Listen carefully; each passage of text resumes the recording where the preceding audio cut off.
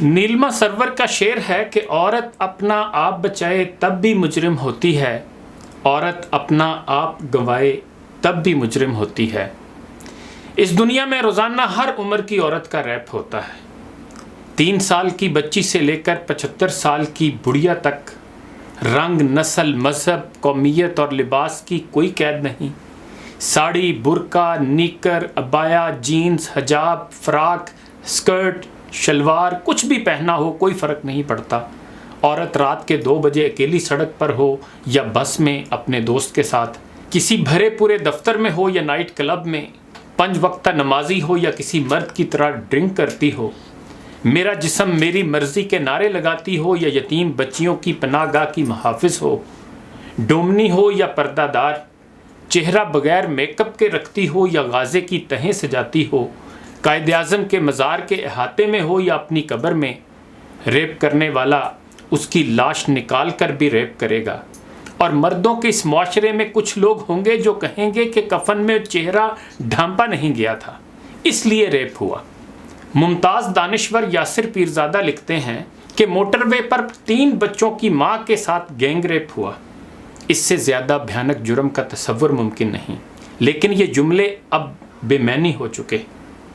جس ملک میں ایسی گھناؤنی واردات کے بعد یہ بحث شروع ہو جائے کہ کیا اس عورت کو رات کے وقت ویران موٹر وے پر سفر کرنا چاہیے تھا یا نہیں، اور یہ بحث چھیڑنے والے نہ صرف پڑھے لکھے لوگ ہوں بلکہ ان کا تعلق سول سروس سے ہو، تو باقی اندازہ خود لگا لیں کہ اس معاشرے کا عام مرد کیسے سوچتا ہوگا۔ آپ کے لیے اگر یہ اندازہ لگانا اب بھی مشکل ہو تو بطور مرد میں مدد کر دیتا ہوں۔ ہم مرد ایسے سوچتے ہیں کہ عورت کوئی مخلوق نہیں، یا کم از کم ہم مردوں کی طرح انسان نہیں۔ یہ ہم سے کمتر ہے، کمزور ہے اور کم عقل ہے۔ اسے اپنے بھلے برے کا کچھ پتہ نہیں چلتا۔ اسی لیے ہمیں گاہے گاہے اسے بتانا پڑتا ہے کہ تمہارے لیے کون سا لباس موزوں ہے، تمہیں گھر سے باہر نکلنے کی ضرورت ہے یا نہیں، کون سی ملازمت تمہیں کرنی چاہیے یا سرے سے کرنی ہی نہیں چاہیے۔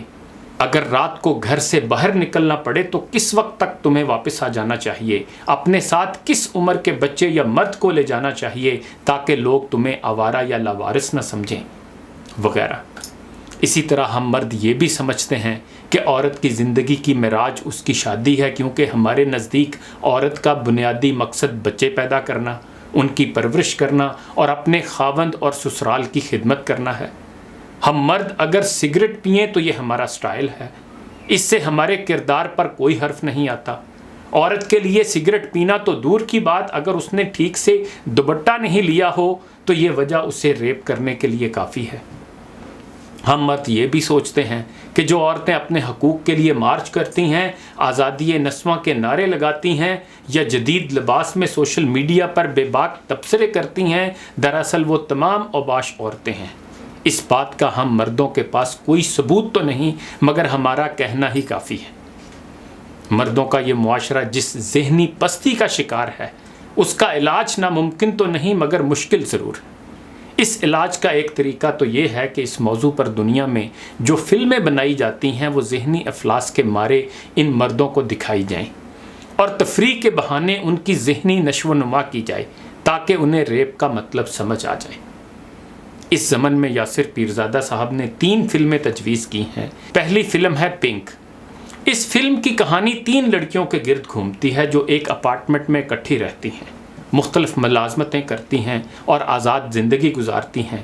ایک رات کسی پارٹی میں ان کی ملاقات چند اوباش نوجوانوں سے ہو جاتی ہے جو ان لڑکیوں کی بے باکی کا غلط مطلب سمجھ کر دراز دستی کی کوشش کر بیٹھتے ہیں۔ دوسری فلم کا نام ہے گلٹی۔ اس فلم میں کالج میں پڑھنے والی ایک لڑکی کو چند لڑکے بظاہر اس کی مرضی سے ہاسٹل کے کمرے میں لے جاتے ہیں۔ لڑکی کی چال ڈھال اور لباس سے یوں لگتا ہے جیسے وہ ان میں سے ایک لڑکے پر فریفتہ ہے۔ بعد میں وہ لڑکی اس لڑکے پر ریپ کا الزام لگا دیتی ہے۔ کالج میں کوئی اس الزام کو سچ نہیں مانتا، مگر حقیقت اس کے برعکس نکلتی ہے۔ تیسری فلم مختصر دورانیے کی ہے، نام ہے دیوی۔ یوٹیوب پر بآسانی دیکھ سکتے ہیں۔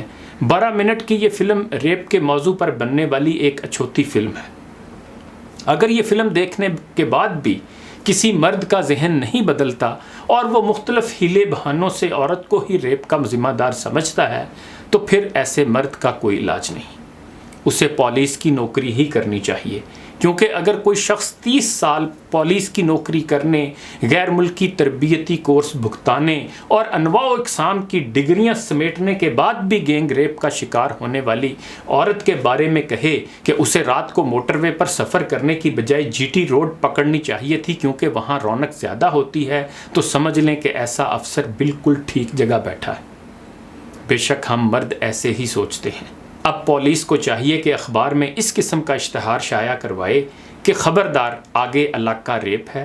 ہر خاص و عام عورت کو مطلع کیا جاتا ہے کہ اکیلی گھر سے باہر نکلنے سے گریز کرے اور رات کو تو بالکل سفر نہ کرے، ہر حال میں کسی محرم مرد کو ساتھ رکھے، ویران شاہراہ پر گاڑی نہ گھمائے، اپنے لباس کا خیال رکھے، گینگ ریپ ہونے کی صورت میں محکمہ ہزا ذمہ دار نہ ہوگا۔